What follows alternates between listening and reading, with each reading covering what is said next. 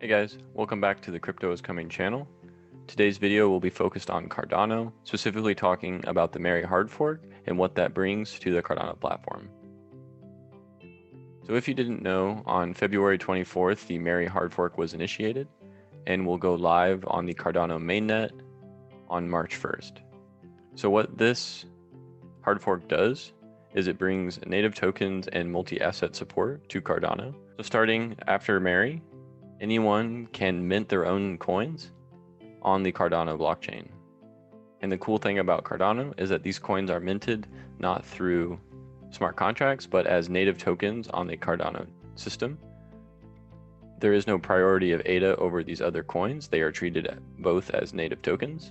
In Ethereum, if you are trying to make a transaction with something that is in a smart contract with Ethereum, you have to pay a higher gas fee because the network will prioritize actual Ethereum over a separate asset that is in a smart contract with Ethereum. Also, on a network like Ethereum, you have to pay the gas fees in Ethereum.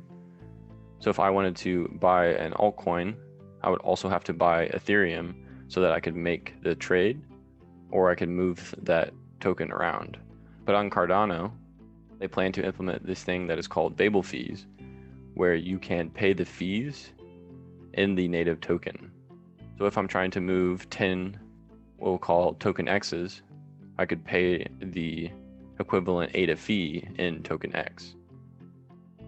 So just to talk a little bit more about Babel Fees, if you're interested in the full write-up, there is a blog post on the IOHK page. Head over there and you can read up on all of the details. But for this video, I just want to give you guys an example of how Babel Fees allow for native asset transaction fee payment on the Cardano network. So in this example, Alice is trying to make a transaction of 9.48 token X. So what she does is she sends her UTXO, which means unspent transaction output, to the network. So the network will analyze this transaction and create what is called a liability. So a liability is the transaction fee in ADA, as well as the transaction fee in token X. So for this to occur, there has to be an exchange rate, and this is either defined by the ledger or defined by the person who will be providing this liability. So in this example, Stacy here could be a stake pool operator, and she has decided to provide the liability for this transaction. So what she does is she pays ADA, which then will cover the ADA transaction fee, and then what Alice sent in token X to cover that transaction fee will then be paid to Stacy. And then since Stacy is also making a transaction, she will basically have to pay 2 times the fee, but also receive back the token X. So just looking at the picture here, Alice sends 9.48 token X because she wants to send 9 to Bob. But for this transaction to be completed, there has to be the liability of the transaction fee. So she simply paid this 0.48, but then this negative 0.16 is added. Stacy, a stake pool operator, decides that she wants to provide the liability for that and wants to be paid back in token X.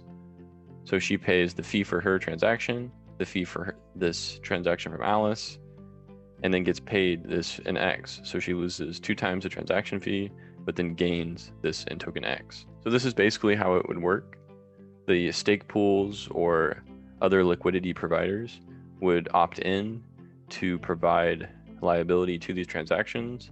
In doing so, they get paid out in this other token. So Alice can provide what she thinks the exchange rate is and what she's willing to pay, and stake pool operators can also provide their maximum and minimum that they are willing to cover. So there may not be an exact agreed upon exchange rate, but these exchange rates will be driven by things like transaction time as well as market value of the tokens. So there may not be a set transaction fee for a particular token, but if you were a stake pool operator that wanted to accumulate a specific token, you could lower your exchange rate so that you're not making as much, but you are getting exactly the token you want. So this is a really cool idea, and it will not be implemented right when the Mary hard fork happens, but it is something that they are planning to do and planning to implement in the future. So since I've been talking so much about custom tokens, I wanted to kind of show you their idea for their token builder.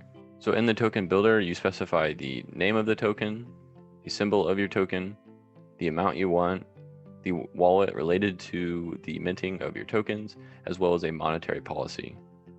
So So the monetary policy is what controls the currency, whether it's the number of coins, the burn rate, etc.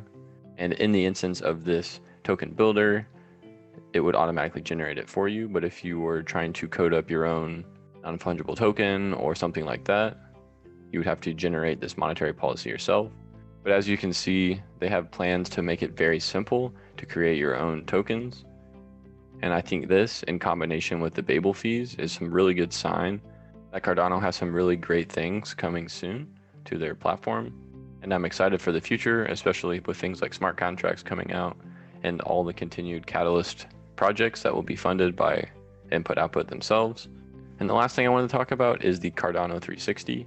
So if you did miss the Cardano 360 report, which is where they kind of covered everything I talked about today, as well as went more in depth in some of the other things related to the Cardano project, I recommend you head over to the IOHK YouTube page and watch at least the sections that you're interested in.